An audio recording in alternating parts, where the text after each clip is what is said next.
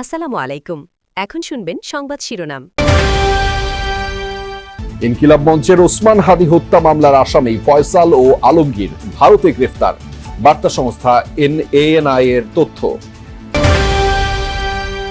Israeli হামলার target এখন ইরানের জ্বালানি স্থাপনা। দূরপাল্লার ক্ষেপণাস্ত্র আক্রমণের পরিধি বাড়িয়েছে তেহরান, সংকট শিগগিরই থামছে না, শঙ্কা বিশ্লেষকদের। রেশনিং এর তেলের চাহিদা মিটছে না গ্রাহকের। প্রায় 4 লাখ টন তেল গ্যাস নিয়ে চট্টগ্রাম বন্দরমুখী কয়েকটি জাহাজ, গুজবে কান না দেয়ার আহ্বান মন্ত্রীর। বাদে টি-20 বিশ্বকাপ ফাইনালে ভারতের মুখোমুখি হবে নিউজিল্যান্ড। আহমেদাবাদে স্বাগতিক ভক্তদের স্তব্ধ করে দিতে চায় ব্ল্যাক ক্যাপরা। এতক্ষণ শুনছিলেন সংবাদ শিরোনাম, এখন শুনবেন বিস্তারিত। ওসমান হাদিকে খুনের ঘটনায় জড়িত প্রধান 2 আসামিকে কলকাতা থেকে গ্রেফতার করা হয়েছে, দাবি ভারতের বার্তা সংস্থা এএনআই এর। আটককৃতরা হলেন রাহুল ওরফে ফয়সাল করিম মাসুদ এবং আলমগীর হোসেন। বনগাঁ সীমান্ত এলাকা থেকে তাদের গ্রেফতার করা হয় বলে জানা গেছে। গত 12 ডিসেম্বর রাজধানীর পল্টন এলাকায় মোটরসাইকেলে আসা হেলমেট পরিহিত দুর্বৃত্তরা ইনকিলাব মঞ্চের মুখপাত্র নিহত ওসমান হাদিকে গুলি করে পালিয়ে যায়। পরে তদন্ত করে হামলাকারীদের মধ্যে একজন ফয়সাল করিম মাসুদকে শনাক্ত করা হয়। অন্তর্বর্তী সরকার তাকে গ্রেফতারে সহায়তার জন্য 50 লাখ টাকা পুরস্কার ঘোষণা করেছে। এর আগে হাদি হত্যার ঘটনায় থানায় মামলা দায়ের করা হয়। মামলাটি তদন্ত করে 6 জানুয়ারি 17 আসামির বিরুদ্ধে আদালতে অভিযোগপত্র জমা দিয়েছিল ডিএমপির গোয়েন্দা শাখা। মামলার বাদী 15 জানুয়ারি ডিবির অভিযোগপত্রের বিষয়ে আদালতে নারাজি আবেদন দেন। এর পরিপ্রেক্ষিতে সেদিন আদালত মামলাটি অধিকতর তদন্তের জন্য সিআইডিকে নির্দেশ দেন এবং প্রতিবেদন দাখিল করতে বলেন। তবে এ মামলার তদন্ত প্রতিবেদন দাখিলের সময় 6বার পিছিয়েছে। প্রথমবারের মতো ইরানের তেল সংরক্ষণাগারে হামলা চালিয়েছে ইসরায়েলি এয়ারফোর্স। একযোগে দেশটির 30টি জ্বালানি স্থাপনায় হয়েছে যৌথ বাহিনীর হামলা। ক্ষতির শিকার বিমানবন্দর, পরিবহন ডিপো আর পানি শোধনাগার সহ গুরুত্বপূর্ণ বেশ কিছু বেসামরিক স্থাপনা। এমন পরিস্থিতিতে মার্কিন প্রেসিডেন্ট ট্রাম্পের হুঁশিয়ারি, ইরানের সেনাবাহিনী আর শীর্ষ নেতাদের সম্পূর্ণ নির্মূল না করা অবধি বন্ধ হবে না যৌথ বাহিনীর অভিযান। খামেনির সকল উত্তরসূরিকে হত্যার হুমকি দিয়েছে ইসরায়েল।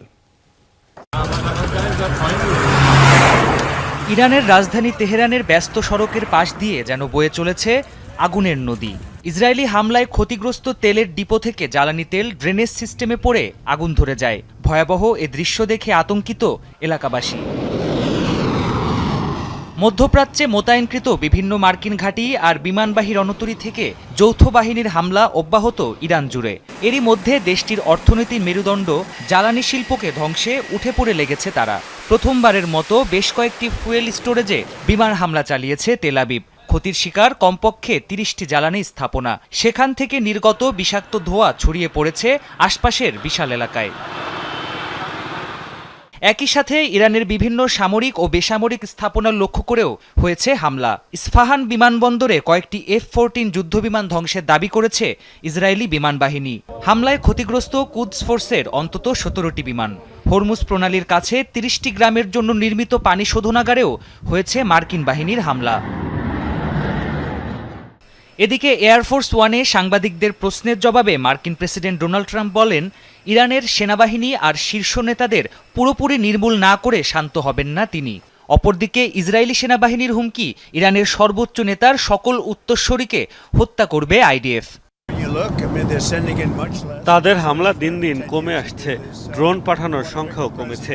মূল কথা, তাদের ধ্বংস করা হচ্ছে। এক সময় হয়তো আত্মসমর্পণ করার মতো কেউ থাকবে না তাদের।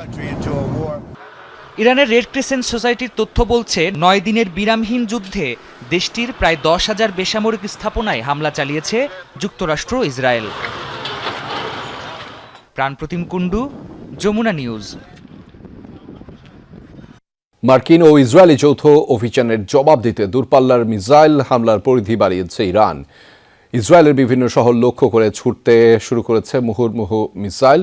কুয়েতে বিমানবন্দর সহ একাধিক স্থাপনায় আঘাত এনেছে ইরানি ড্রোন। পাওয়া গেছে 2 জনের প্রাণহানির খবর। সৌদি আরব, বাহরাইন, কাতার, কুয়েত ও সংযুক্ত আরব আমিরাতেও হামলা চালিয়েছে আইআরজিসি। যৌথ আগ্রাসনের কাছে মাথা নত না করবে না তেহরান, এমনটা হুঁশিয়ারি দিয়েছেন প্রেসিডেন্ট পেজেশকিয়ান। জ্বালানি তেলের জন্য হাহাকার রাজধানী জুড়ে। অপেক্ষার দীর্ঘ লাইন ঠেলে রেশনিং পদ্ধতিতে তেল পেয়ে কেউ কেউ হয়েছেন নিরাশ। প্রয়োজনের চেয়ে কম তেল পেয়ে মিটছে না চাহিদা, বাধাগ্রস্ত হচ্ছে জরুরি সেবা, গণপরিবহনও। মধ্যপ্রাচ্য সংকটের বাটারফ্লাই ইফেক্ট বাংলাদেশের পরিবহন খাতে ঈদের আগে নতুন বাস্তবতা। আতঙ্ক থেকে অতিরিক্ত মজুদ ঠেকাতে রাজধানীতে আজ জ্বালানি তেল সরবরাহ করা হচ্ছে রেশনিং পদ্ধতিতে, অর্থাৎ যানবাহনের ধরন অনুযায়ী নির্ধারিত পরিমাপের বেশি তেল নিতে পারবেন না চালকরা। তবু যেন কুল কিনারা নেই এই সংকটের। রাজধানীর বিভিন্ন ফিলিং স্টেশনের সামনে দেখা গেছে মোটরসাইকেল বা ব্যক্তিগত গাড়ির এমন দীর্ঘ সারি পৌঁছে গেছে কয়েক কিলোমিটার। বিভিন্ন পাম্পে জ্বালানি তেল পেতে অন্তত কয়েক ঘন্টা অপেক্ষা করতে হচ্ছে চালকদের। আবার অনেক ফিলিং স্টেশনে গত রাত থেকেই তেল শূন্য। এক পাম্প থেকে অন্য পাম্পে ঘুরেও তেল না মেলায় হাহাকার চালকদের। অনেকের শঙ্কা, সিন্ডিকেট করে দাম বাড়াতেই তেলের কৃত্রিম সংকট। যদিও হঠাৎ চাহিদা বেড়ে যাওয়াকে দুষছে পাম্প কর্তৃপক্ষ। তেল নেই দিবে না, তেল এক টোটাল বন্ধ। কিন্তু এখন আবার শুনতেছি সরকার একটা রেট দিবে, এই কারণে সব বন্ধ করে দিয়ে দিচ্ছে। রংপুর, পঞ্চগড়, পটুয়াখালী সব বন্ধ তেল পাম্প। এই তেলগুলো কোথায় যাইতে? তারা তো ডিপো থেকে তেল নিচ্ছে। 1 ঘন্টার উপরে জ্যাম ঠেলে আসতেছে, 1 ঘন্টার উপরে। এইভাবে হইলে কেমনে কি ভাই, অফিস করব কখন, বাসায় যাব কখন? মতিঝিলে হিরাজিলের সামনে একটা, এরপরে হয়েছে গা ইত্তেফাকের সামনে একটা, সবটি পাম্প বন্ধ। শাপলা চত্বরের একটা বন্ধ। সকাল থেকে তেলের লেগে ঘুরতেছি। বলতেছে যে আপনারা থাকেন 12টা জন্য মরণোত্তর শ্রেষ্ঠ অদম্য নারী সম্মাননায় ভূষিত হলেন সাবেক প্রধানমন্ত্রী এবং বিএনপির প্রয়াত চেয়ারপারসন বেগম খালেদা জিয়া। রাষ্ট্রপতি মোহাম্মদ শাহাবুদ্দিনের হাত থেকে তাঁর পক্ষে পুরস্কার গ্রহণ করেন নাতনি ব্যারিস্টার জাইমা রহমান। প্রধান অতিথির বক্তব্যে রাষ্ট্রপতি বলেন, পরিকল্পনা যতই নেওয়া হোক না কেন, সুফল পেতে ঘরে বাইরে দরকার নারীদের নিরাপত্তা। বাংলাদেশ হবে সব নারী ও কন্যার জন্য নিরাপদ। অনুষ্ঠানে এই আশাবাদ ব্যক্ত করেন সরকার প্রধানের স্ত্রী ডক্টর জুবাইদা রহমান। মহামান্য রাষ্ট্রপতি। অধিকার, ন্যায় বিচার, উদ্যোগ সব নারীর জন্য হোক, এই প্রতিপাদ্যে উদযাপিত হচ্ছে এবারের আন্তর্জাতিক নারী দিবস। অনুষ্ঠানের প্রধান অতিথি রাষ্ট্রপতি মোহাম্মদ শাহাবুদ্দিন।